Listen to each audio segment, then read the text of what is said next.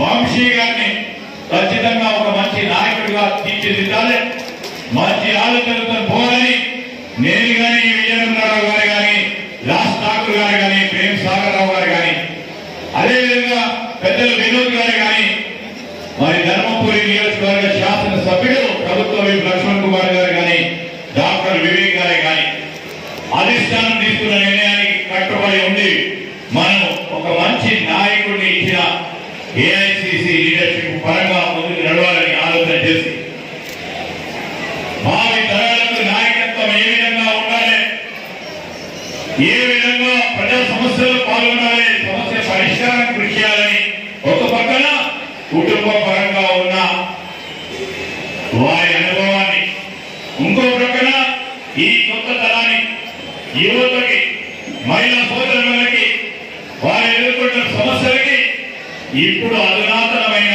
ఈ ప్రపంచంలో నేనేదో చేయాలని తపనతో తృష్ణతో ఉన్న వంశీని మీ ముందర పెడతా ఉన్న తరుణంలో మీ అందరూ ఆశీర్వాదం ఇవ్వాలని కోరడానికి మేమందరం కూడా ఏకతాటిపైన కోరుతా ఉన్నాం. నిరంతరం మా ప్రభుత్వం ఉన్నా, నేను ప్రభుత్వంలో ఉన్నప్పటికీ అధికారులతో కూర్చొని మాట్లాడి ప్రతి సందర్భంలో, ప్రతి క్షణంలో ఈ 30 రోజుల పాటు ప్రతి నిత్యం పనిచేస్తూ వీలున్నంత వరకు ఆ నీటి నిర్వహణలో ఉన్న నీటి